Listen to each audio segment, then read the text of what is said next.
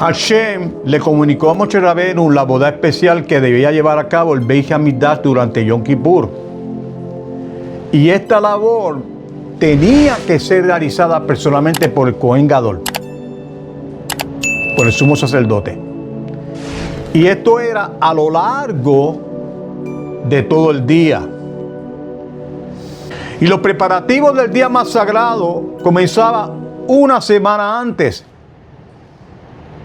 El Kohen Gadol tenía que abandonar su hogar y se trasladaba a una de las salas del Beit HaMikdash, es decir, del templo, donde él tenía que permanecer 7 días para purificarse y prepararse debidamente para el servicio. Y junto al Kohen Gadol, que estaba designado para oficiar, también tenía que preparar a otro Kohen que pudiera sustituirlo. Y eso se hacía por si el Kohen Gadol llegaba en algún momento a quedar tamé, es decir, llegaba a impurificarse. Y como consecuencia de esa manera, él no podía realizar el servicio. Y durante el tercero y el séptimo día de aquella semana, en que era de preparación, se rociaba al Kohen Gadol con las aguas purificadoras de Paradumar, es decir, que se utilizaba lo que nosotros llamamos la vaquilla roja. Esta medida se tomaba ante la posibilidad de que, sin saberlo, hubiera quedado tamé por haber tenido contacto por un cadáver. Lo que nosotros llamamos el Sanedrín, era en aquel entonces el tribunal judío, enviaba una delegación de Talmidei Jajamín, es decir, de sabios de la Torá, y lo que ellos hacían era con el motivo de instruir al Kohen Gadol acerca del servicio de Yom Kippur. Ellos leían antes los capítulos de la Torá correspondientes para la parashá conocida con el nombre de Aharei Mot. Y allí pues se describe el servicio de Yom Kippur, así como las halajot que tenían que estar relacionadas con ese día. Entonces, lo que hacía el Kohen Gadol era que las repetía hasta aprendérselas correctamente. Entonces, cuando ya las conocía bien, es decir, que cuando él conocía las halajot, entonces era que él mismo podía entonces poder explicarlas. Es importante que ustedes sepan que durante aquella semana el Kohen Gadol también ofrecía incienso y los sacrificios, y también él tenía que encender la menorá. Vamos a hablar entonces de lo que se hacía en Erev Yom Kippur, es decir, lo que se hacía en la víspera de Yom Kippur. En Erev Yom Kippur, todos los animales que habían sido apartados para el sacrificio pasaban delante del Kohen Gadol. Y de esa manera, él podía identificarlos y podía familiarizarse con los que serían utilizados durante los servicios que se iban a realizar todo el día durante Yom Kippur. Por la mañana los sabios que habían instruido se retiraban y entonces ellos eran reemplazados por otros grupos de Kohanim. Y estos practicaban con el Kohen Gadol la manera de verter el ketoret de la cuchara en sus manos. Y esto era una de las labores bien difíciles del servicio que debía efectuarse dentro del Kodesh HaKadoshim. Y cuando hablamos del lugar de Kodesh HaKadoshim, nos referimos al lugar santísimo. Y durante la época del Beit HaMikdash, en cada año se repetía una escena que era profundamente triste. Y es que antes de marcharse, los Talmidei Jajamín le decían al Kohen Gadol: estimado Kohen Gadol, nosotros somos los representantes del Beit Din y usted es nuestro representante. Y además de serlo, también usted es el representante también del propio Beit Din. Le ordenamos, en el nombre de aquel que reside en esta casa, que no cambie ni una sola letra de todo lo que nosotros le hemos enseñado. Al despedirse, tanto el Cohen Gadol como los Talmidei Jajamim, ellos se abrazaban y ellos lloraban. Ellos lloraban porque estaban obligados a desconfiar de él.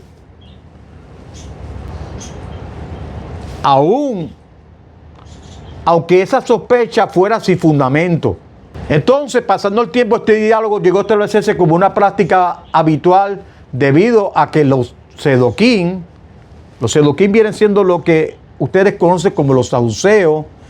Ellos acostumbraban a ofrecer el Ketoret de una manera distinta, totalmente distinta a la que nosotros tenemos en la Torah Shebe'al Peh, es decir, lo que nosotros tenemos en la tradición oral. Los Jajamim enseñaban que el Cohen Gadol debía sostener el Ketoret en su mano izquierda.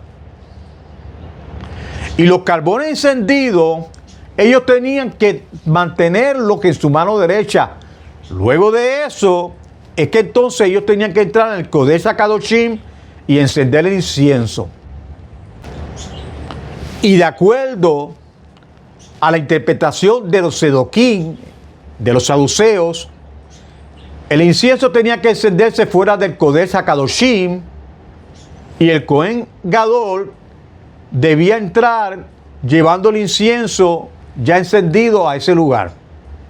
Y por ese motivo, cada año los sabios le ordenaban al Cohen Gadol que no modificaba el servicio ni siquiera a la costumbre que lo ejercían de la manera que lo ejercían los saduceos. Y cuando llegaba la noche de Yom Kippur, el Cohen Gadol, el sumo sacerdote, no tenía el permiso de dormir. Él tenía que permanecer despierto leyendo diferentes libros de la Taná. Entre ellos estaba, por ejemplo, el libro de Job, el libro de Ezra. Tenía que estar leyendo Divrei Hayamim. Y también podía estar leyendo el libro de Daniel. Y era interesante porque el libro de Daniel atraía especialmente la atención de quienes estaban presentes. Y si el Cohen Gadol, que era humano, trataba y se tambaleaba y se quedaba dormido, entonces los Kohanim, que eran más jóvenes, producían un fuerte sonido de esta manera. Y ellos lo que hacían era que ellos chasqueaban los dedos para despertarlo. Y cuando mostraba señales de cansancio, ellos le pedían que se levantara y que permaneciera de pie durante un tiempo. Entonces, el suelo del Beit HaMikdash, que era de piedra, lo ayudaba a refrescarse a él y también lo ayudaba a que él pudiera estar alerta toda aquella noche. Y no solamente, escuchen esto, porque no solamente el sumo sacerdote permanecía despierto, sino las personas más importantes que eran de Jerusalén también permanecían despiertas durante aquella noche. Y todo ese ruido que llegaba y todos esos movimientos de la ciudad llegaban hasta el Cohen Gadol, y eso ayudaba y contribuía a que el Cohen Gadol no se durmiera. Ahora quiero hablarles de una parte del libro de Vayikra, de lo que nos habla a nosotros de las provisiones que son relacionadas con el dinero. Vamos a hablar de lo que es todos los aspectos de no robar. Y es que la Torah prohíbe apropiarse del dinero y también prohíbe apropiarse de los bienes del prójimo, como se señala en Vayikra 19:11. Y como la mayoría de la gente del mundo conoce, la prohibición de robar también se encuentra entre los 10 enunciados. Bueno, la gente de allá afuera le conoce como los 10 mandamientos. Sin embargo, ese pasaje se refiere específicamente al secuestro de los seres humanos.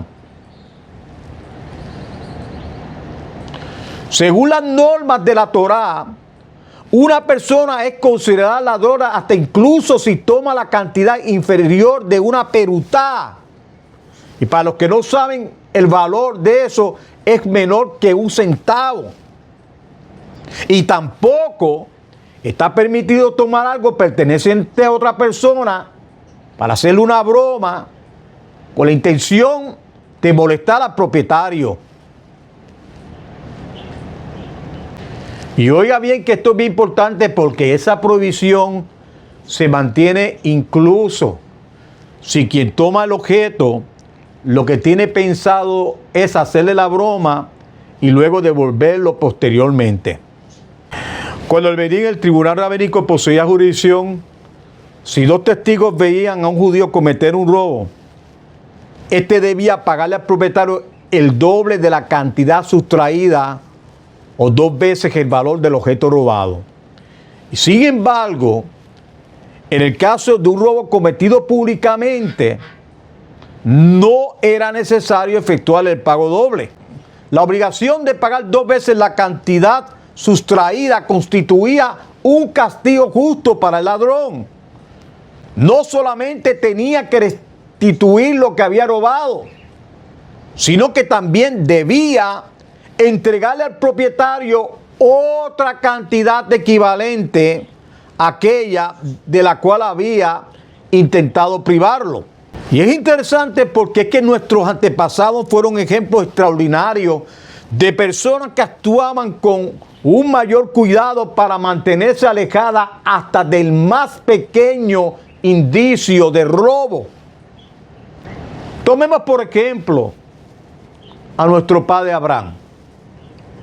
Abraham colocaba bozales en sus animales con el propósito de impedir que pastorearan en los terrenos que no le pertenecían.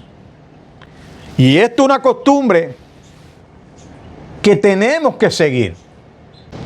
Y durante los 20 años que Jacob estuvo a cargo de los rebaños de Labán, él tuvo el cuidado extraordinario para no apropiarse de nada ajeno. Y al finalizar aquel periodo, él le dijo a su suegro que había revisado todas mis pertenencias y le dijo, ¿acaso encontraste en ella algún objeto de valor que sea de tu casa? Y eso nosotros lo podemos corroborar cuando nosotros leemos Bereshit capítulo 31, pasuk 37. Y las narrativas son bien claras que normalmente después de permanecer 20 años en la casa de su suegro, un yerno podía tomar algún objeto que consideraba que éste le prestaría con agrado. Por ejemplo, un cuchillo o una aguja.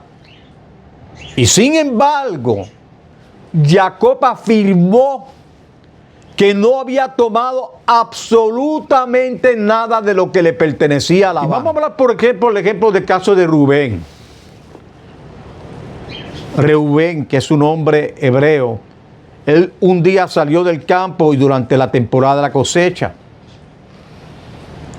Y en esa época, los productos eran totalmente abundantes y los propietarios no se preocupaban de que alguien recogiera algunas frutas que hubieran quedado junto al camino.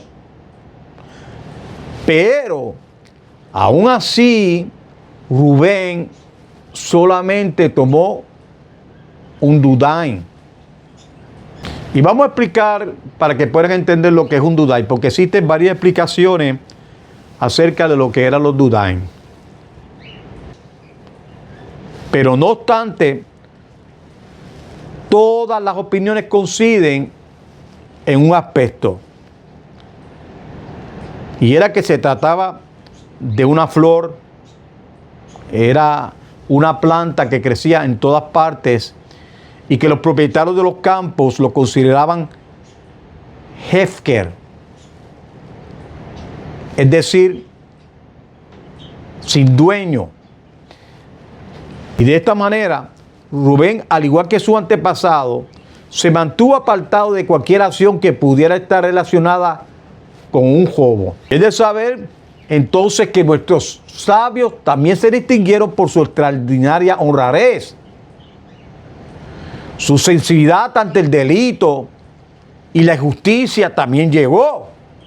Y en algunas ocasiones Ellos ayudaban a los funcionarios a identificar quienes habían cometido esos actos delictivos.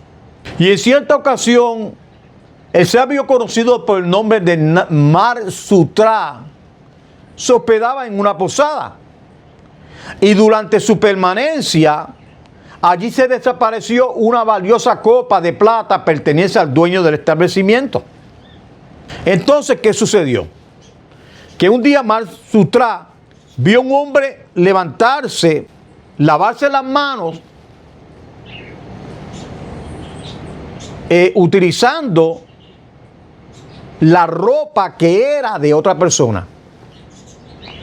Y al observarlo, le llamó inmediatamente la atención de que para secarse las manos utilizara la ropa de otra persona, y al observarlo, entonces lo que hizo fue que llamó al propietario y le dijo: arresten a ese hombre. Ese que está ahí es el ladrón. Porque yo he visto que no muestra ningún cuidado con las pertenencias que no son de él, con las pertenencias que son ajenas. Entonces, cuando el hombre fue acusado, el hombre se quedó bien sorprendido. Y lo que hizo fue que terminó confesando que él efectivamente había robado la copa de plata. Había un rabí conocido como Rabí Elazar. Rabí Elazar ben Rabí Shimón. Él conoció al detective principal que el gobierno romano había designado para perseguir y capturar a aquellos que eran ladrones. Y mientras ellos conversaban acerca de cuál sería el procedimiento más efectivo para descubrir a los delincuentes, el Rabí Elazar le ofreció el siguiente consejo. Y le dijo esto: visita a todos los restaurantes a la primera hora de la mañana y averigua quiénes comieron y bebieron allí y después se quedaron dormidos. Y luego investiga por qué esas personas se encontraban despiertas desde tan temprano. Y si se trataba de un estudiante de la Torá, puedes concluir que se quedó dormido porque había madrugado para estudiar. Si es un trabajador, pudo haber comenzado sus labores temprano. También podría tratarse de alguien que trabajaba durante la noche y que por ese motivo permaneció despierto hasta el amanecer. Pero si no encuentras ninguna explicación razonable y coherente, debes considerar la posibilidad de que las actividades de ese hombre son totalmente delictivas. Quizás trabaja durante la noche para ocultar mejor sus acciones, ya sea robándolo a los viajeros o ya sea entrando en sus casas.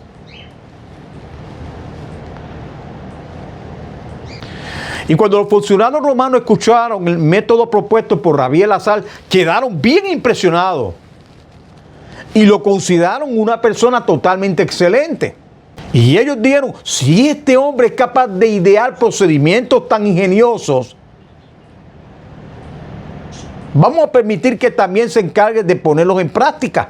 Y así entonces lo decidieron los gobernantes. Y como resultado, el Rabí Elazar fue nombrado detective principal del gobierno. Y es interesante porque Rabí Elazar desempeñaba su función con gran eficiencia. Capturó a numerosos ladrones. Y escuchen bien, porque entre los cuales también habían judíos. Y él entregaba a las autoridades, no importando que fueran romanas, y estos los colgaban de acuerdo a la legislación de Roma. Cuando el Rabí Yoshua ben Korjá se enteró lo que estaba sucediendo, le envió a Rabí Elazar el siguiente mensaje: vinagre, hijo del vino. Y eso es una expresión que lo quiero explicar aquí, que lo que significa: tú que eres indigno, hijo de un justo, hijo de un tzadik. Y luego le siguió hablando y le dijo, ¿por qué tú estás provocando que ejecuten a los judíos?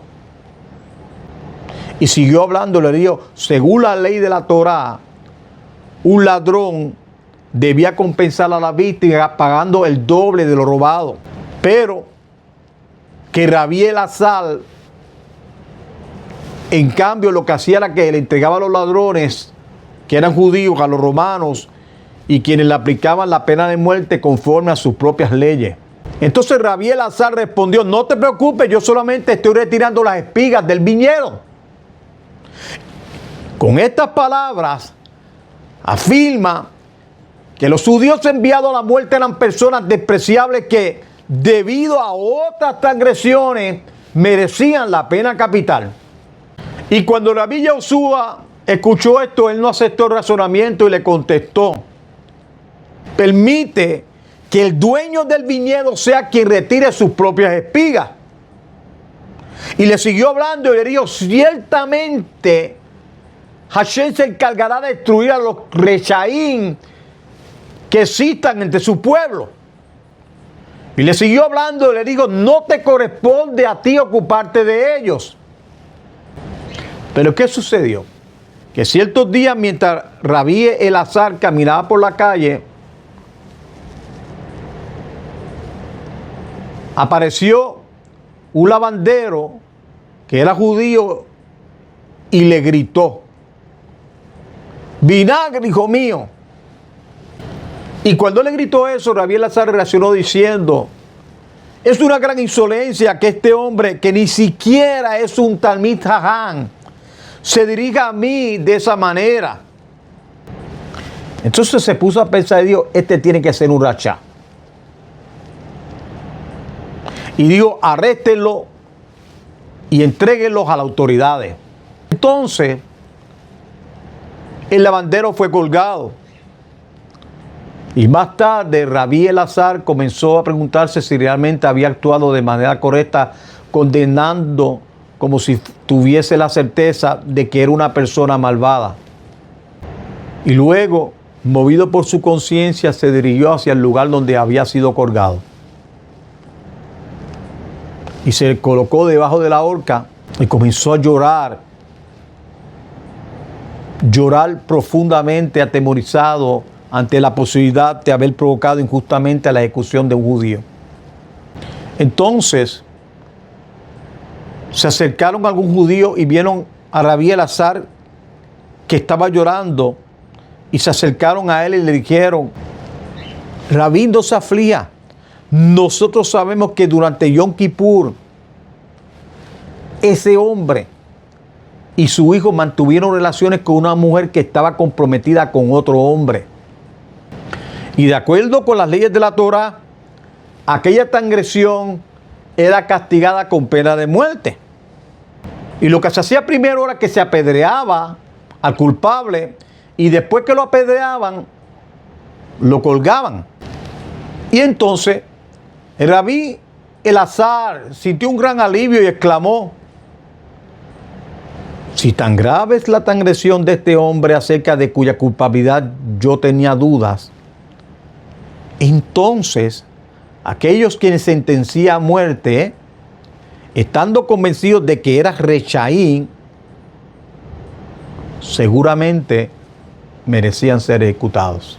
Y este relato lo que demuestra que la kedushá y el temor presente en nuestros sabios alcanza un nivel tan elevado que ellos podían distinguir intuitivamente entre una persona valiosa y otra que no lo era. Continuando acerca de las enseñanzas acerca de la honestidad en los asuntos económicos, la Torá establece que un judío tiene prohibido negar que recibió un objeto en depósito o que tomó prestado dinero o alguna pertenencia, como se enseña en Vayikra 19:11.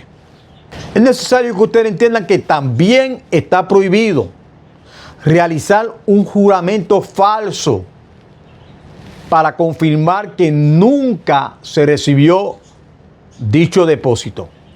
Y las prohibiciones presentadas en la Parashá aparecen una después de otra, siguiendo un orden totalmente lógico. Cuando se interroga a un ladrón acerca de lo que robó, generalmente ustedes saben que la primera reacción que ellos hacen es negar que ellos lo hicieron. Posteriormente, podrían realizar un juramento falso con el propósito de sostener que su declaración no era engañosa. Y cuando nosotros hablamos acerca de la advertencia relacionada con el robo contenida en Vallicrac 19, 11 al 12, nosotros vemos una observación, y es que fueron expresadas en plural. Y esto enseña que la responsabilidad no recae únicamente, escuche bien, sobre el ladrón o sobre esa persona que está negando la acusación.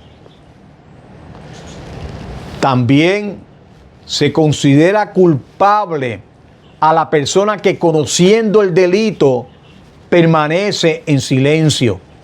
Es decir, que la persona que no denuncia lo ocurrido se convierte en participante del acto ilícito.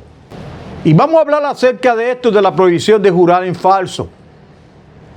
Y como ustedes saben, en los 10 enunciados, que algunos le llaman los 10 mandamientos, dice: no pronuncie el nombre de Hashem en vano. Y este mandamiento prohíbe jurar en el nombre de Hashem para afirmar algo falso o hacer un juramento que es innecesario. Y nuestra parashá repite esta prohibición en Vallicrac 19:12. Y también escuchen bien, porque la presenta en plural. Y de esta manera se enseña que el juramento falso no está prohibido solamente cuando se utiliza el nombre explícitamente de Hashem, sino también cuando se emplea cualquiera de sus nombres o cualquiera de sus atributos. Es necesario enseñar que utilizar indebidamente el nombre de Hashem, ya sea con una intención engañosa o sin ninguna necesidad, constituye un Hilul Hashem, es decir, una profanación del nombre de Hashem. Y esta conducta demuestra el desprecio de la persona por la santidad de su nombre. Es por eso que ni siquiera se debe usar el nombre o ninguno de los atributos en tal caso. Vamos a hablar de algo muy necesario sobre no retener el dinero ajeno, sobre no robar y no demorar el pago de los trabajadores. Y es que la parashá presenta 3 prohibiciones relacionadas con tomar o retener el dinero perteneciente a otra persona. Hay una palabra hebrea que significa lo tashok, y eso significa no aprovecharse de una posición ventajosa para retener el dinero ajeno. Como enseña Vallicrac 19:13, cuando alguien le debe dinero a otro judío, ya sea como una deuda o por el concepto de un salario, no puede retenerlo recurriendo a engaños, recurriendo a algún tipo de excusa o al uso de la fuerza para evitar pagarlo. Vamos a poner un ejemplo. Por ejemplo, si la persona viene a la puerta de su casa y le toca para reclamarle el pago, no está permitido engañarle diciendo: no puedo pagarte ahora, regresa mañana. La Torá denomina eso con el nombre de Oshek. Denomina el nombre Oshek a esta conducta. ¿Y qué es eso? Oshek consiste en aprovecharse de una posición de ventaja que la persona tenga económica para perjudicar a la otra persona. Y vamos a hablar de lotisol, estas palabras que significan no robar públicamente. Y es que también la Torá ordena en Vayikra 19:13, no robes públicamente. Anteriormente en Vayikra 19:11, disculpen, la Torá ya había prohibido el robo realizado en secreto. Y esta nueva prohibición se refiere a Gesel. ¿Y qué quiere decir Gesel? Gesel estamos hablando, es decir, el robo cometido mediante la fuerza y públicamente. Prohíbe apoderarse abiertamente a algo perteneciente a otra persona utilizando la violencia. Y entonces, en cuanto a demorar el pago de lo que se le debe a un trabajador, hemos hablado de que en Vayikra 19:13 también enseña que no debe de retraerse el pago de un salario de un trabajador. El trabajador debe recibir el pago conforme a las condiciones que previamente se acordó con el empleador, ya sea que se le pague diariamente, semanalmente o mediante cualquier otra modalidad que se llegaron en acuerdos. Y quien retiene el salario de un empleado comete un pecado comparable con quien le quita la vida. Repito esto de nuevo, que quien retiene el salario del empleado es un pecado comparable como quien le quita la vida. Cuando Rabí Jabuná le pagaba a un trabajador que había terminado su labor, le decía: recibe nuevamente tu vida, la cual me había sido confiada. Y si el trabajador respondía que podía esperar recibir su salario, Rabí Jabuná insistía que aceptara el dinero inmediatamente. Y entonces él explicaba: yo no estaría tranquilo si confiara el cuidado de tu cuerpo, y mucho menos si se me confiara tu alma. Solamente a Hashem puede confiársele el depósito del alma. Y una de las preguntas que nosotros tenemos es: ¿por qué la Parashá Kedoshim contiene tantas prohibiciones contra el robo? Y es que cuando nosotros observamos esta Parashá, contiene varias prohibiciones totalmente separadas relacionadas con el robo. Y entre ellas se encuentra robar secretamente, apoderarse de algo mediante violencia y retener el dinero que le pertenece a otra persona. Y cuando nosotros examinamos algunas de estas prohibiciones, se parecen entre sí, coincidir parcialmente. Por ejemplo, la prohibición de aprovecharse económicamente de otra persona mediante Vayikra 19:13 también comprende la acción de retener el salario de un trabajador. Entonces uno viene y se pregunta: ¿por qué la Torá no reunió todas las virtudes relacionadas con el robo en un solo mandamiento general? Porque podía haber declarado: no robes ni retenga dinero o bienes que no te pertenezcan. Pero sin embargo, existen varias razones por las cuales la Torá decidió presentar estos mandamientos detalladamente y por separado. Primero, Hashem quiso mostrarnos la gran severidad con la cual consideraba este pecado. Cuando observamos la cantidad de prohibiciones que la Torá establece contra las distintas formas de robo, comprendemos cuán abominable es la transgresión ante Hashem. Lo segundo es que cada misbah que nosotros cumplamos produce una recompensa. Recibimos una recompensa por cada misbah que cumplamos.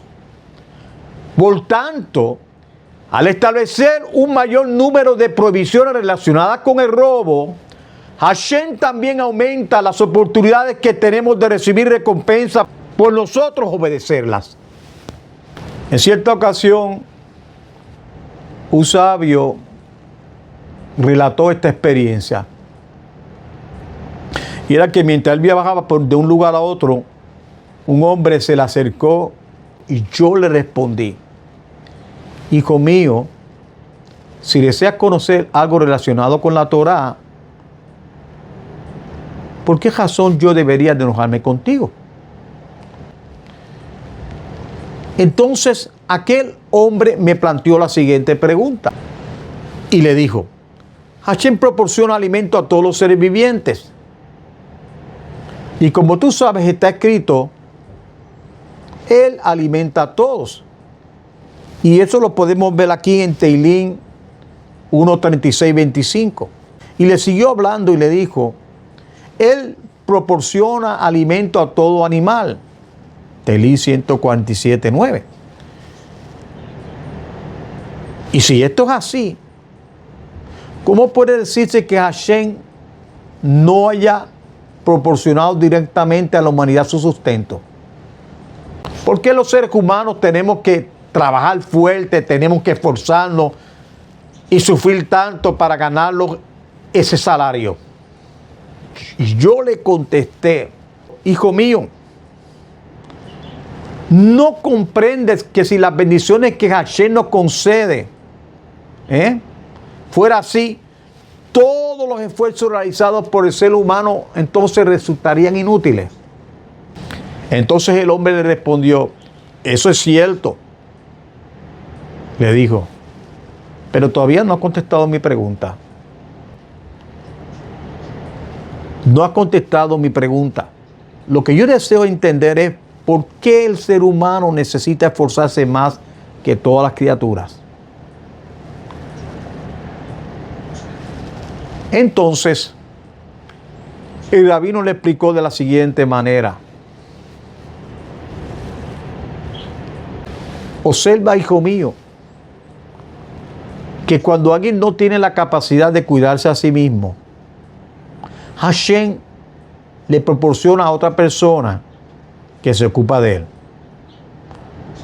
Por ejemplo, hay personas que carecen de la capacidad intelectual necesaria para sostenerse por sí mismas, y aún así ellos continúan viviendo y ellos reciben lo que necesitan.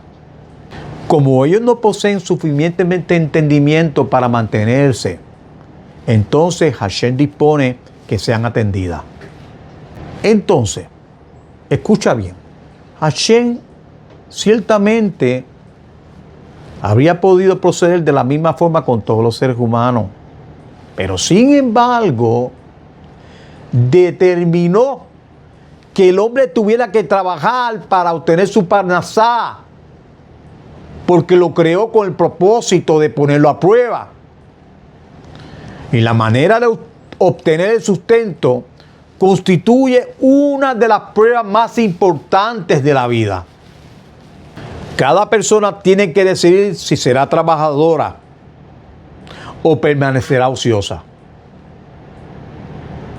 ¿Cuánto tiempo dedicará al trabajo y cuánto reservará para el estudio de la Torá?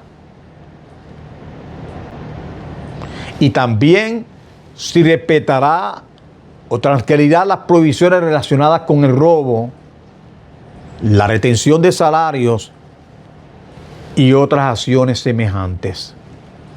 Y oiga bien, porque este es el consejo final. Al obedecer lo que Hashem ordena respecto de todas estas cuestiones, el ser humano puede alcanzar grandes recompensas.